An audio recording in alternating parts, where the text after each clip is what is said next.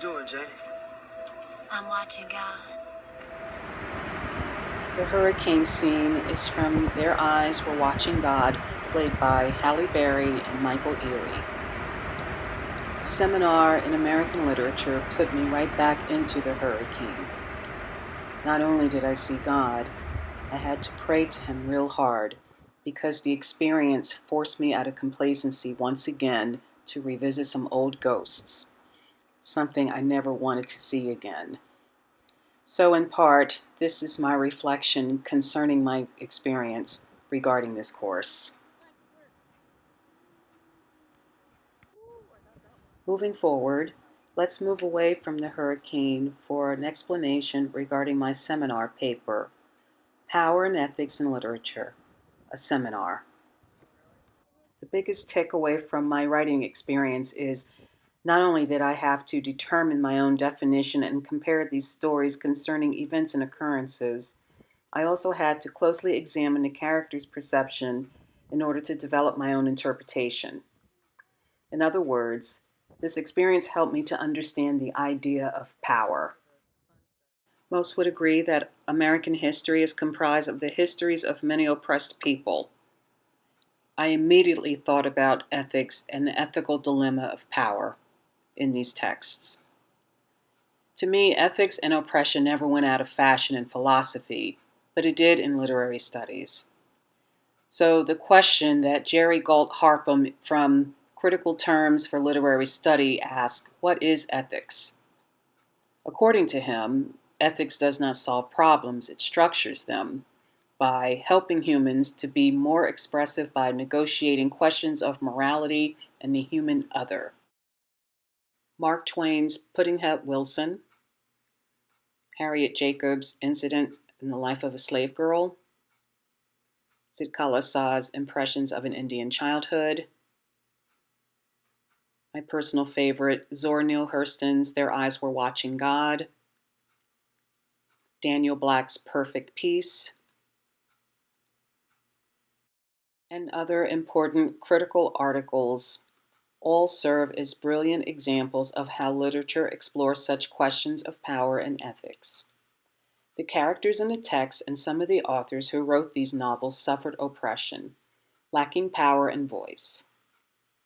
Examining this oppression and interrogating the way they are being treated helps a reader to consider the ethical dilemma of power with the following questions that must be answered.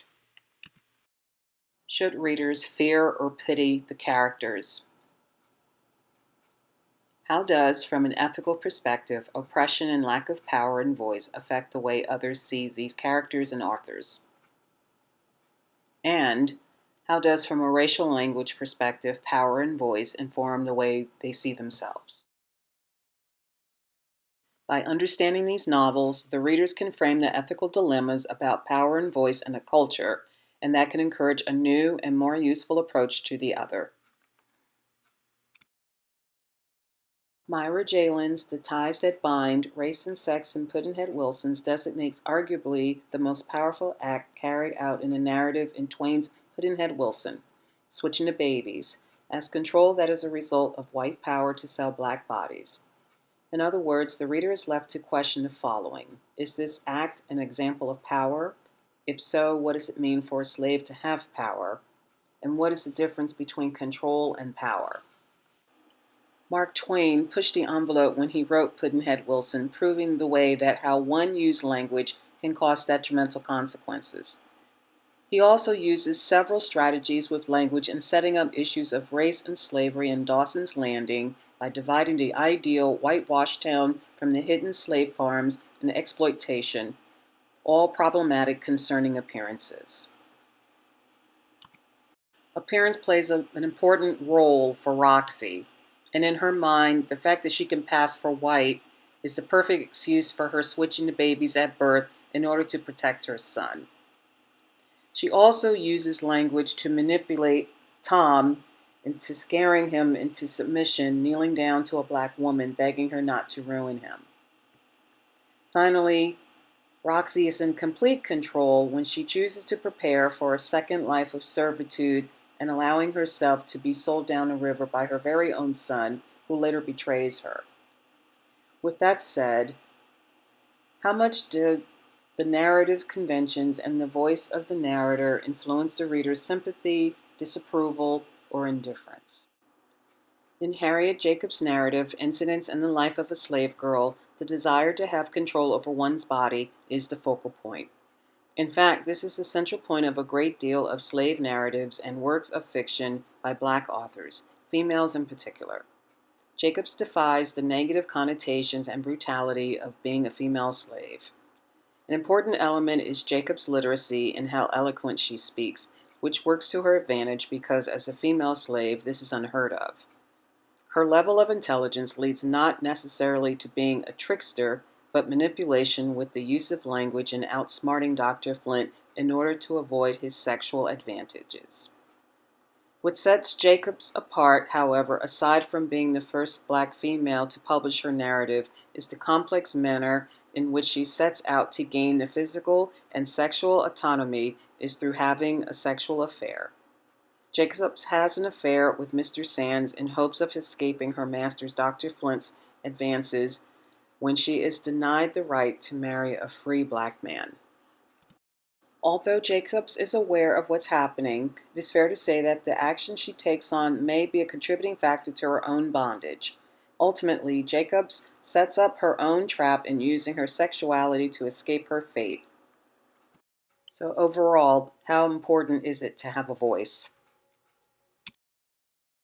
For instance, in Sikala Shah's short novel, Impressions of an Indian Childhood, reestablishing the voices of silenced Indians is very important for Shah, yet throughout the text she is often told to be quiet and notes her mother's quiet demeanor.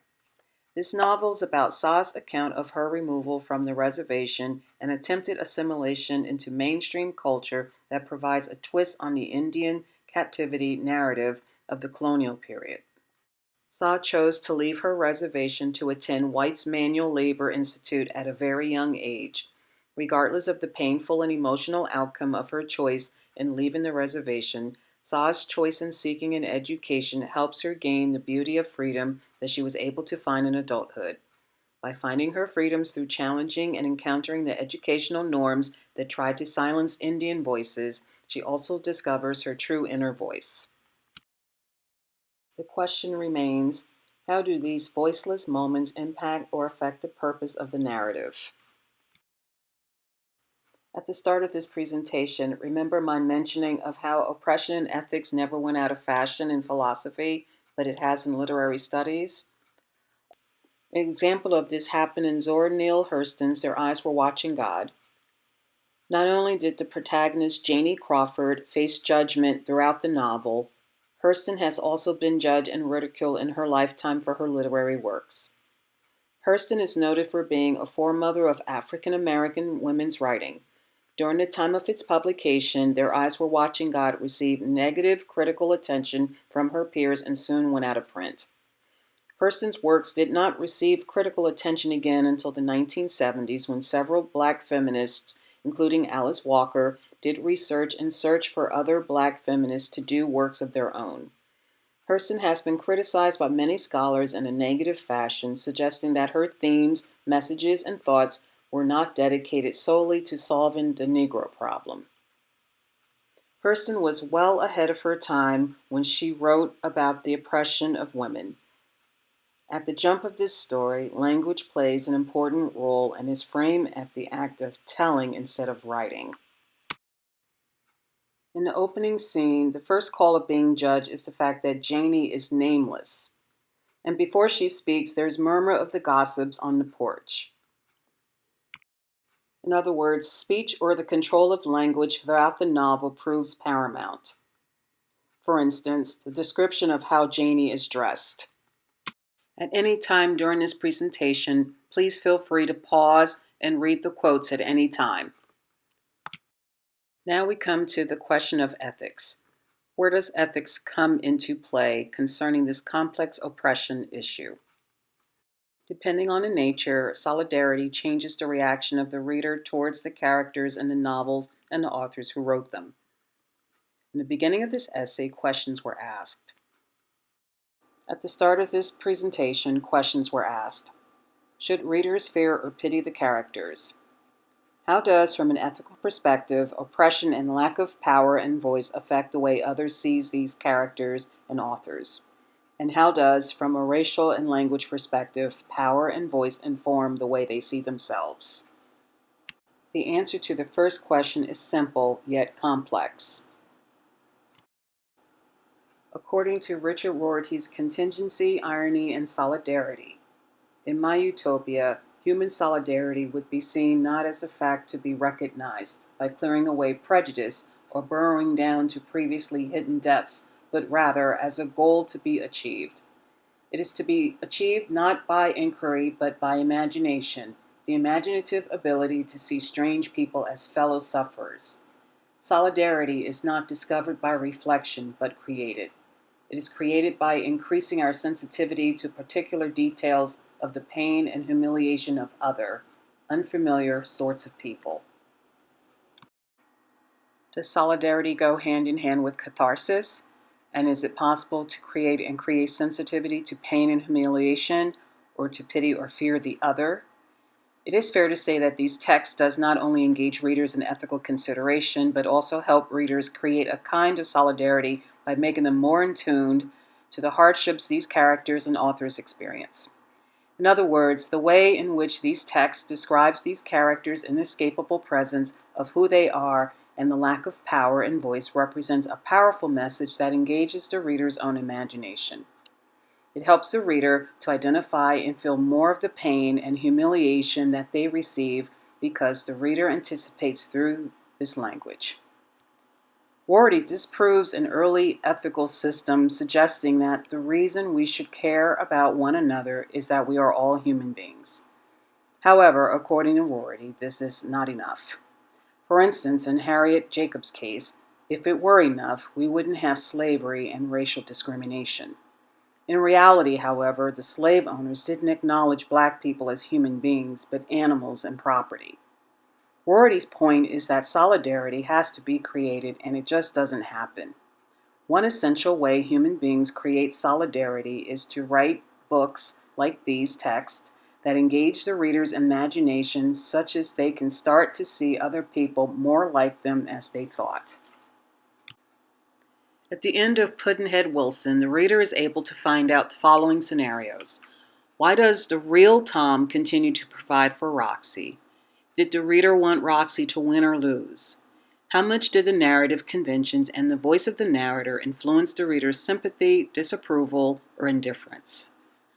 One can argue the reason for the real Tom continues to provide for Roxy is because, according to Jalen, a black woman enslaved by white men is the naturally ally of white boys.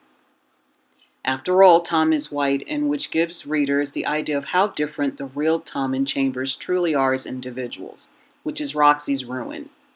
In other words, Tom is aware of his race and parentage, while Chambers, without choosing to, accepts his fate of not being accepted in a society that identity means everything.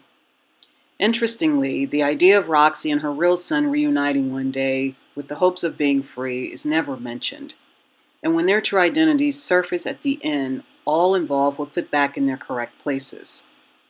Another interesting observation is when Roxy's real son is found guilty at the end of the trial, she begs for mercy, but not the mercy of her son, which leaves Roxy, Tom, and Chambers all losing at the end.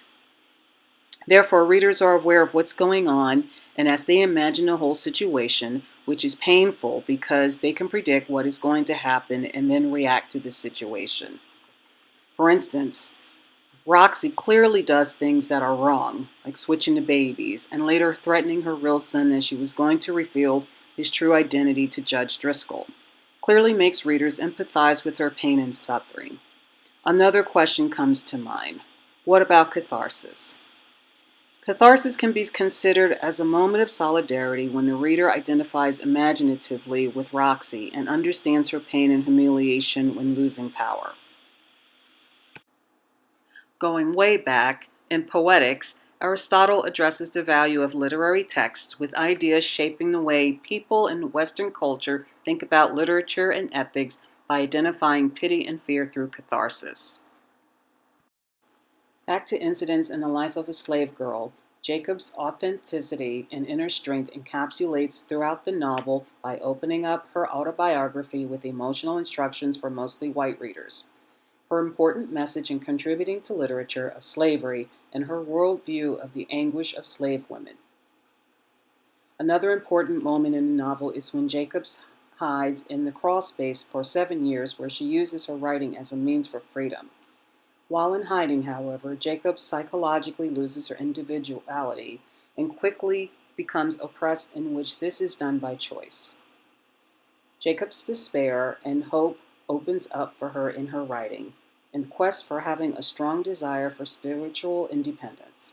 In other words, Jacob's literacy is an important weapon for her freedom. Impressions of an Indian Childhood is an important platform in regards to what it means to be silent.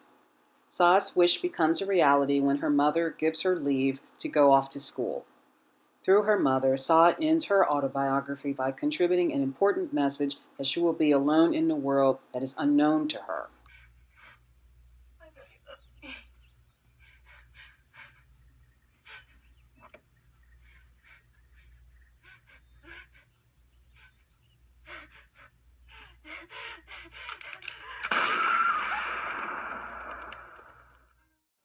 Who could forget the horrifying scene when Janie is forced to kill her husband Tea Cake because he contracted rabies, fearing for her own life?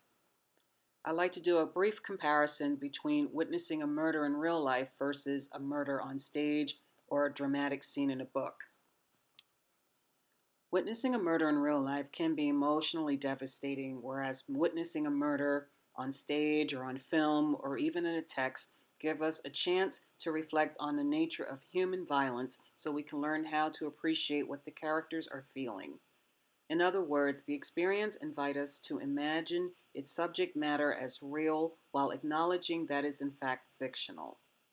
So as we look at these fictional representations of human complexity, including murder, allows the audience to explore ethical dilemmas.